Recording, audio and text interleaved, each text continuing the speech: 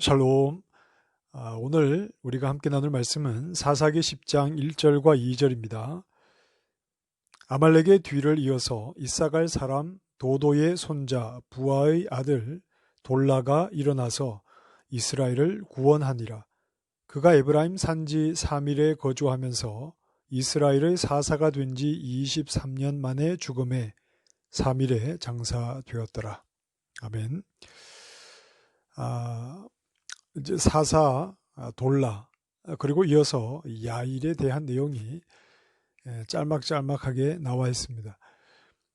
사사들의 활동 기록이 비교적 짧은 이런 사사들을 우리가 이제 편의상 소사사 이렇게 부릅니다. 돌라가 23년 그리고 야일이 22년 동안 이스라엘의 사사로 있었다 이렇게 소개하지 그 외에 특별한 내용은 없습니다. 그 특징적인 부분들을 하나씩 좀 볼 텐데 먼저 돌라는 1절 말씀에 보면 돌라가 일어나서 이스라엘을 구원했다고 했는데 여기에는 물론 돌라를 사사로 세우신 분이 하나님이시다 하는 내용이 그런 암시가 이 속에는 들어있고요. 그런데 누구에게서 구원을 했는지에 대한 그런 대상이 나와 있지 않습니다. 자, 그래서 어떤 이제 견해가 있는가 하면 돌라가 구원을 했다는 것은 외부의 적으로부터 이방의 압제로부터 구원을 했다는 말이 아니라 내부에 있는 적으로부터 이스라엘을 구원했다 이렇게 이해할 수 있다고 봤습니다. 혼란스러운 그런 상황에서 뭔가 나라가 어수선한 그런 상황에서 이스라엘을 구원했다 이렇게 이제 볼 수 있다는 말이죠. 돌라가 일어나기 전에 1절에 이렇게 말씀합니다. 아비멜렉의 뒤를 이어서 이제 돌라가 사사가 됩니다. 아비멜렉은 3년 동안 이스라엘의 자기 스스로 왕이 되었죠. 그런데 너무 잔인했습니다. 형제 70명을 한 바위 위에서 죽였습니다. 이렇게 잔인하게 피 흘림의 정치와 어떤 그런 두려움의 정치 속에서 이스라엘 백성들은 당연히 좀 그 잔인한 통치의 방법 속에서 어려움을 겪게 되었겠죠. 그리고 아비멜렉은 외부의 적을 이방 군대를 죽인 것이 아니라 자기 동족을 죽입니다. 세겜 사람들을 죽이고 자기 동족들을 죽이다가 결국 여인이 던진 맷돌에 두개골이 깨어져서 죽게 되는 그런 초라하고 비참한 죽음으로 끝을 맞이했습니다.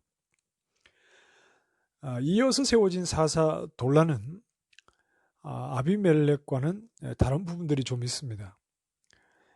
1절 말씀에 돌라를 이제 이렇게 소개하죠.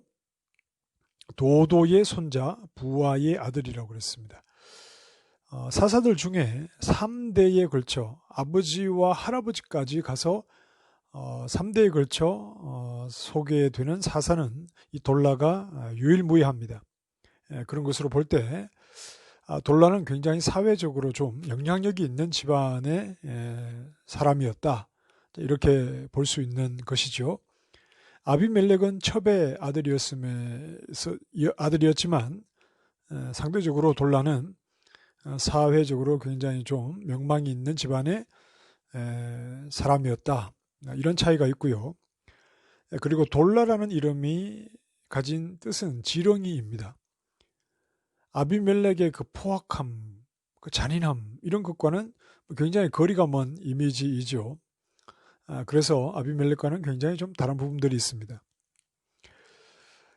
이런 아비멜렉의 섬뜩하고 온 나라가 좀 혼란스러울 만큼 동족을 죽이고 이런 통치에서부터 이 돌라가 사사가 되어서 또 명망 있는 집안 출신으로 그리고 아비멜렉과는 다른 그 지렁이가 주는 그런 어떤 아비멜렉과는 전혀 다른 이미지로 나라를 23년 동안 잘 다스렸다.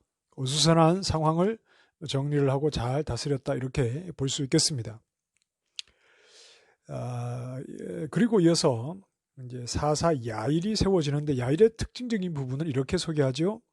아들 30명이 나귀 30을 탔고 성읍 30을 가졌다. 각 아들이 나귀를 타고 성읍을 가지고 있었다.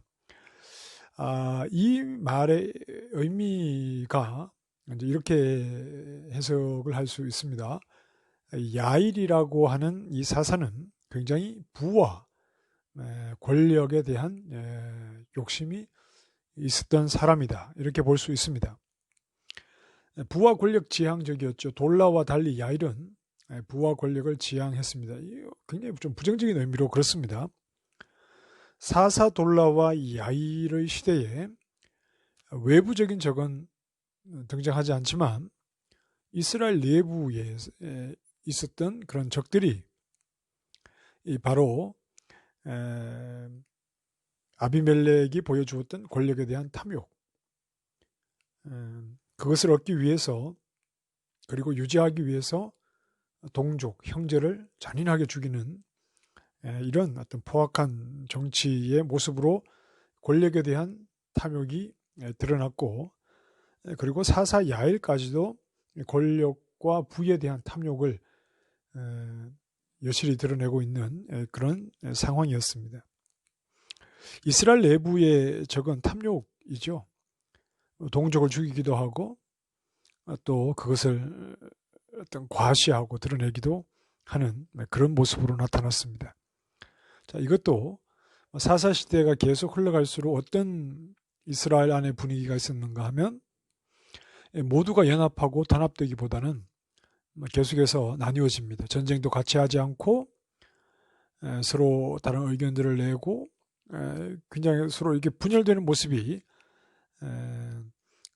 계속해서 있었는데 결국 이런 탐욕의 모습이 그들이 가진 탐욕이 민족들, 동족들 사이의 분열을 조장하는 그런 중요한 이유 가운데 하나가 되었다는 것을 우리가 생각을 할 수 있습니다. 탐욕은 연합을 깨뜨리죠.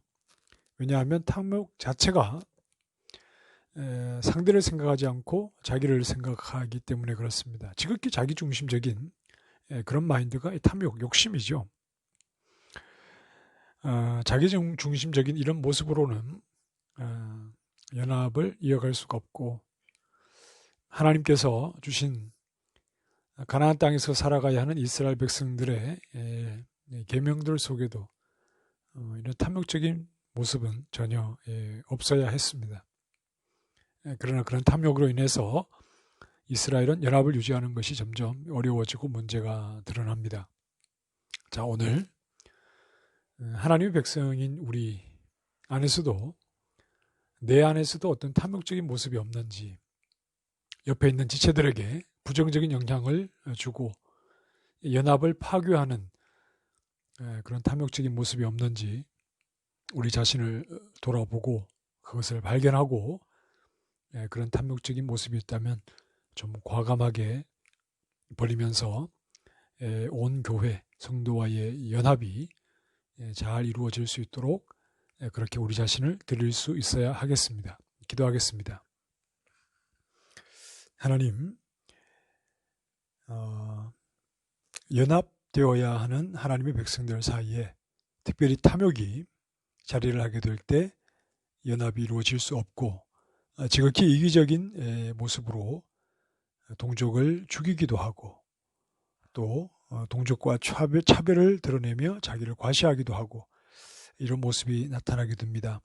혹 우리 안에 이런 탐욕적인 부분이 있다면 하나님 앞에서 내려놓게 해 주시고 하나님의 사랑과 섬김으로 우리 공동체 안에서 연합을 잘 이루어가는 일에 우리가 쓰임받도록 인도해 주시옵소서.